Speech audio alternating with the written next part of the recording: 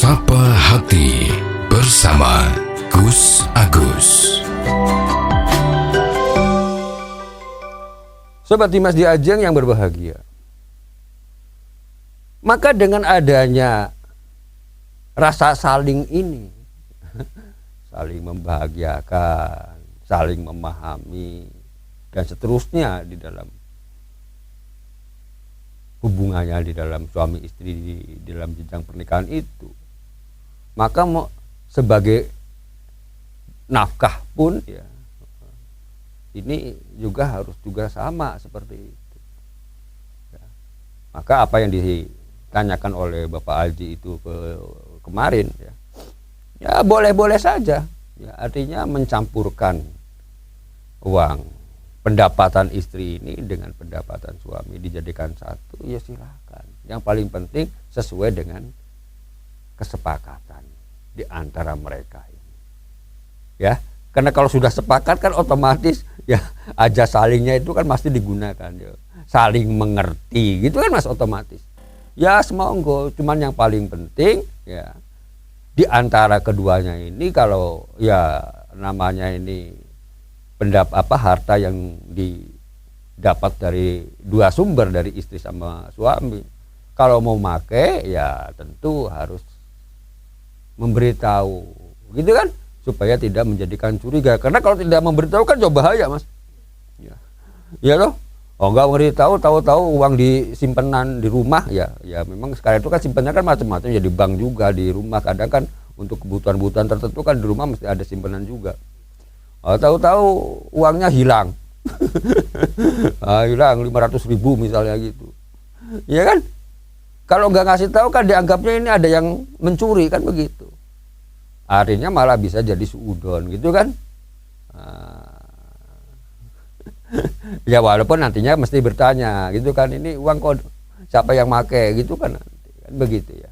Ya pada intinya yang paling penting itu adalah keterbukaan. Makanya saling keterbukaan itu penting. Ingat kan hukum saling ini kan ya sangat penting banget ya.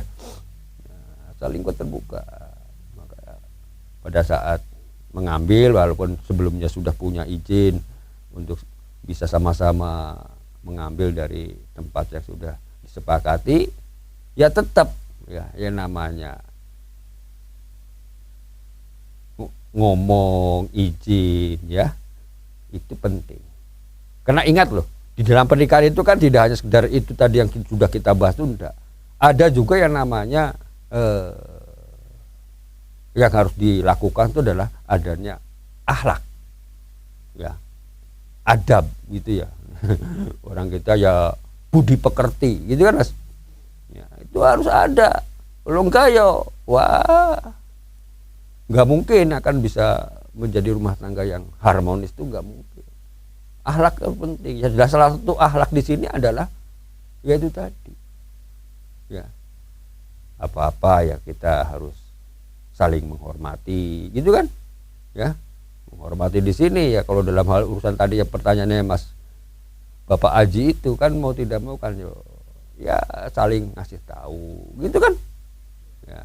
Artinya apa? Boleh jadi ya istri ngambil walaupun punya miliknya sendiri gitu kan. Karena sebetulnya suami itu kan tidak berhak ya. Tidak berhak untuk menggunakan. Tidak berhak untuk menggunakan harta atau uang lah apapun namanya itu ya. Ya memang betul-betul milik istrinya sendiri gitu loh. Tidak berhak Mas. Ya. Terkecuali kalau istrinya mengizinkan atau diberikan oleh istrinya gitu loh. Beda dengan hartanya suami. Kalau hartanya suami itu seorang istri punya hak untuk memiliki ya atau mendapatkan harta daripada suami itu sendiri, yaitu sebagai nafkah gitu loh. Bedanya di situ, karena yang mempunyai kewajiban itu kan suami bukan istri. Jadi kalau istri yang bekerja, istri yang mencari penghasilan, itu ya luar biasa, saya acungi jempol ya. Artinya istri yang sangat luar biasa, yang mau rela membantu untuk kebutuhan keluarga.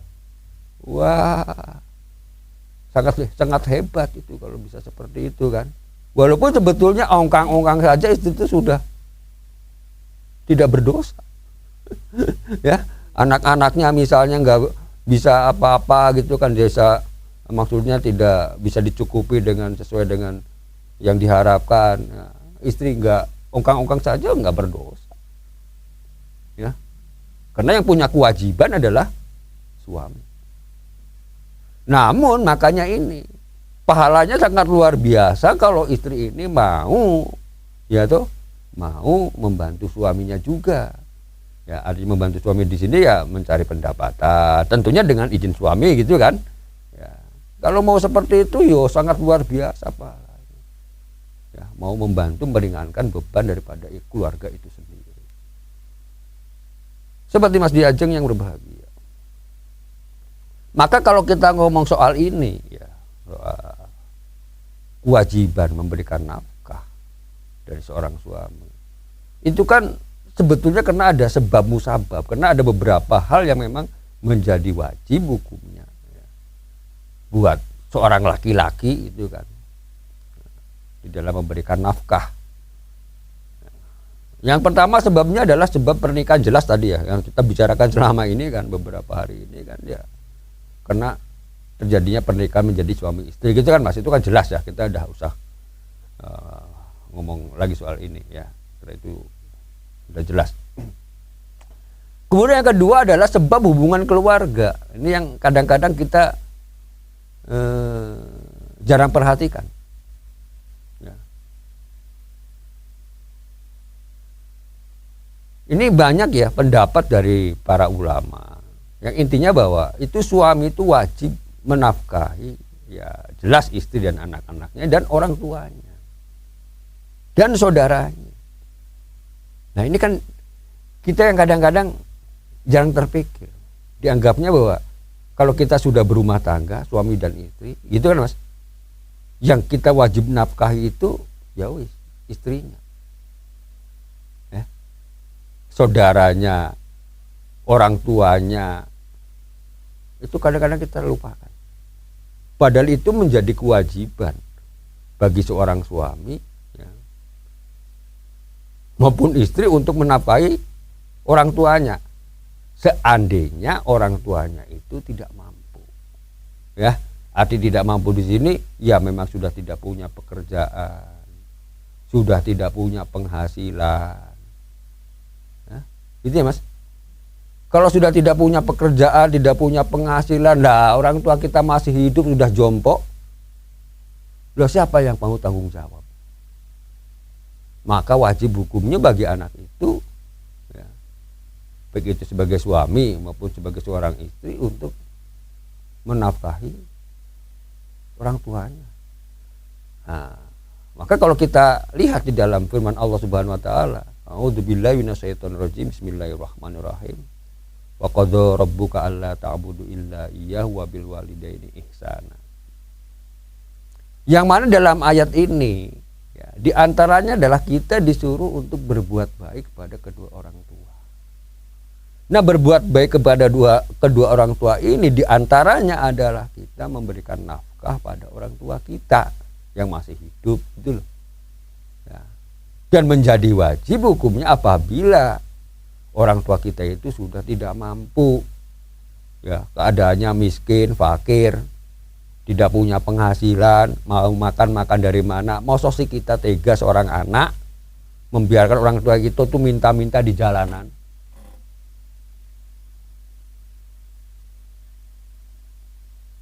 Karena ingat, pada waktu kita kecil pun, anak pun kan orang tua kita memberikan nafkah pada kita. Kewajiban seorang ayah kan memberi nafkah sama istri dan anak-anaknya. Kan gitu kan Mas? Ya, maka di dalam hukum Islam ini juga ada kebalikannya. Di saat orang tua kita sudah tidak mampu, ya, karena coba kita pikir dengan matang. Kita punya anak, anak masih kecil-kecil, dia belum bisa berusaha. Anak perlu makan enggak? Perlu makan, gitu kan Mas? Perlu hidup enggak? Perlu hidup. Perlu pendidikan? Perlu pendidikan, gitu kan?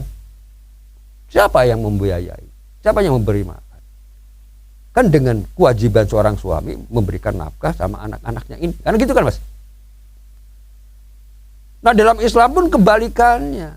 Di saat orang tua kita itu keadaannya sudah tidak mampu, dalam arti di sini tidak punya pendapatan, tidak punya penghasilan,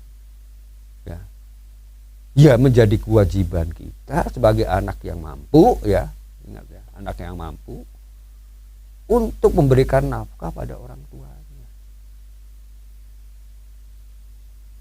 Ingat ya, di sini artinya ada kalimat mampu, ya, bagi anak yang mampu.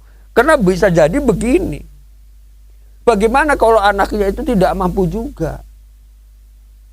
Ini kan ada dua pertimbangan nih, ya. Bagaimana? Apakah kita memberikan nafkah hanya untuk istrinya saja karena tidak mampu, atau bagi orang tua juga kita harus kasih nafkah? Ya, kalau dalam posisi seperti ini juga harus melihat apakah istri itu juga ya betul-betul hanya mengandalkan suaminya. Gitu kan, Mas? Artinya tidak punya pendapatan lain. Nah, kalau memang benar-benar tidak punya penghasilan sama sekali, ya, bodoh-bodoh tidak punya penghasilan, ya maka di sini pertimbangan yang utama ya di dalam fikihnya kita itu ya tetap istri diutamakan. Gitu ya, Mas. Nah, jadi istri diutamakan, namun jangan lupa tetap orang tua juga harus diperhatikan. Walaupun di sini hukumnya bukan menjadi wajib lagi kita memberikan nafkah pada orang tua karena ketidakmampuannya. Beda kalau sudah mampu, gitu ya, Mas. Nah, ini harus hati-hati. Maka di sini harus saling memaklumi antara istri dan suami. Ini misalnya orang tua sang suami ini sudah sepuh, tadi yang saya sampaikan. Ya istri harus juga jangan merasa tersinggung, jangan merasa disepelekan, karena itu memang sudah menjadi kewajibannya untuk memberikan nafkah pada orang tuanya. Pun kebalikannya, bagaimana seorang menantu pada mertuanya, gitu kan, Mas? Mertuanya nggak mampu, artinya dalam contoh ini misalnya orang tuanya sang istri, gitu ya, Mas? Orang tuanya sang istri ini keadaannya ya masih hidup, ya jelas yang kita ngomong ya masih hidup ya, Mas. Tapi keadaannya tidak, sangat fakir, tidak punya pekerjaan, sudah tidak punya pekerjaan, sudah ya perlu bantuan, gitu kan. Maka kalau suaminya si istri ini punya kemampuan, artinya tetap ada kemampuan, ya ini tetap hukumnya adalah wajib untuk memberikan nafkah pada orang tuanya si istri ini atau mertuanya itu. Atau setidaknya dianjurkan, ya walaupun tidak hukumnya sampai ke wajib, tapi dianjurkan untuk menafkahi orang tua si istri ini atau mertuanya ini. Kan sama saja, ya. Artinya kan menjadi satu hal. Sobat Dimas di Ajeng yang berbahagia, demikian, semoga ada manfaatnya. Billahi taufiq wal hidayah. Wassalamualaikum warahmatullahi wabarakatuh. Sapa Hati bersama Gus Agus. Untuk saran dan masukan, silahkan WhatsApp ke Gus Agus 0896 8811 6615. Dipersembahkan oleh Ziman, enzim antioksidan aktif, menjaga kesehatan dan memperpanjang usia Anda.